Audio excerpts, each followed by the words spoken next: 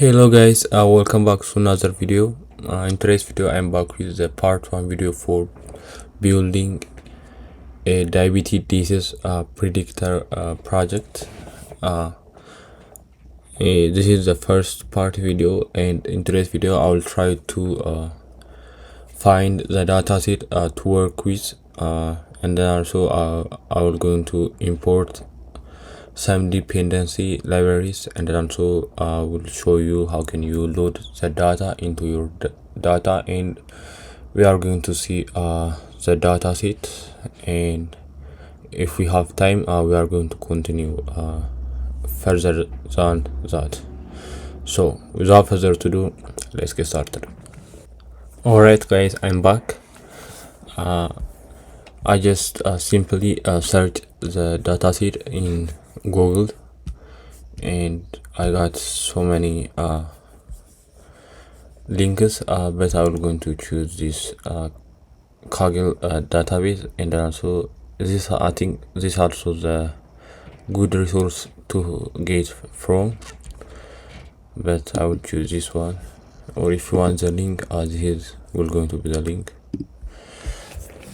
and from this one I will going to download it, and then I will come back after I finish it up. Alright guys, I'm back. I downloaded the data, and I just moved it from the download file to my current folder I have in, and also I moved it into video folder here. This is the dataset, and I think it's 9 kilobyte. This is not going to have that much memory, but it's quite a bunch of data. It's probably going to be 768 row of data, and this is what we want to import into our data. But before we do that, let's also create the file. Okay, we want to call the file to be whatever. You can call it whatever you want, but I'm going to call it diabetes predictor, and then also know that this is a okay, I will come back in of when I building the idea that I want to share with you. Okay, I create the folder here. You can just create like this by after you name it that in the folder, you can do that, and you will automatically create for you the folder. And before we do that, we have to select the environment, and I use TensorFlow environment that I created. And since I'm using a Mac, I have to download some specific libraries. That's why I used Python 3.11. I think the new one is currently it is 12, and if you're just wondering, that's why. Okay, now we do our we have the kernel or environment we can run. So in this kernel, if you don't have the library we need to have, we have to download or install these libraries. The first one is Panda. This will going to help you to work with the raw data like this one, CSV or JSON, and it will going to change it into table, and you can analyze as you like. Okay, Panda, we also need NumPy, and this will help you to work with the maths or numbers. It help you to work with numbers. and then the other one is scikit-learn. These have a bunch of machine learning tools to use, and then also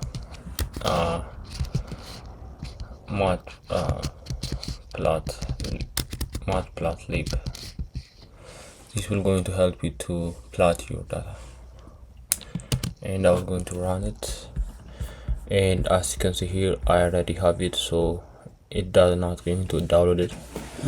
So but if you did not have it already, we're going to download those libraries by using this code. Okay, now we have the libraries, and if you see my the other projects that I done, you might be know this step. I already show you, but if you are come from if you did not see my other project video, you might be confused, so that's why I'm just keep repeating the same things that I done in the past video, but I will try to avoid that thing.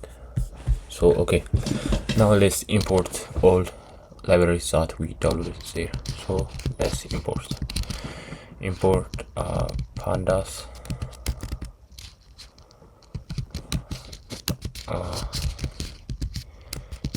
import NumPy.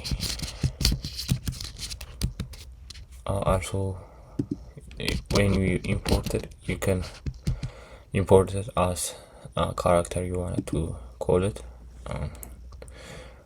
It just makes it easy for you. Okay, I'm just importing the libraries. I don't think we are going to use scikit-learn inside. What we do is when we're using scikit-learn, instead of importing scikit-learn or library, we can also use import some specific syntax from scikit-learn by using for, and when it gets there, we can import them. For example, let me show you. I'm sorry. From scikit-learn and dot model selection, import plain text.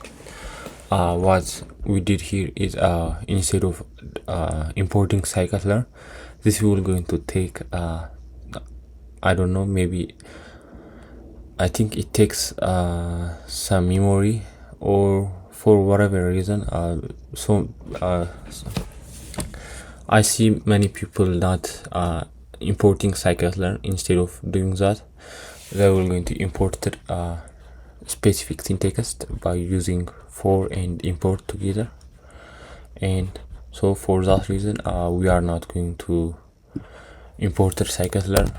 So whenever we want to import some syntax from scikit-learn, we can just do that step, and we can easily do that. And I think the reason many people that I see doesn't do like this, I think it will going to take unnecessary storage, but I don't think that is a big deal, but just I think that's why the people not using like that. And we want to also import from matplotlib, or we can just import mat dot pyplot as plt. Okay, we just importing pyplot, and then we give it a name to be plt, and this will going to help us to plot our data. And I'm just trying the code, and it's imported without any error. Okay, now we got we download some dependency and we imported our libraries. And now let's load our file into this project file. So to do that, we can use the if we just given a variable, and we can say pt dot read csv, and we can pass the data, the file path, and this is the data, and we can just copy path and we can paste it here, and simply we just loaded our data here. And if we see the first file, we can the first file this is what it looks like. We have pregnancy and glucose, blood pressure, thickness, I don't know what is this, insulin, BMI, I think, I don't know, body measurement, I don't know, diagonal function, and age and outcome. I think 1 means a person that have a diabetes, and 0 means the person that doesn't have. And we can also learn from the download, the source we download from. Mostly they put the definition of their data mostly, and this is the data it looks like. And I'm going to continue the next part in the next part video, and I hope see you there. Goodbye.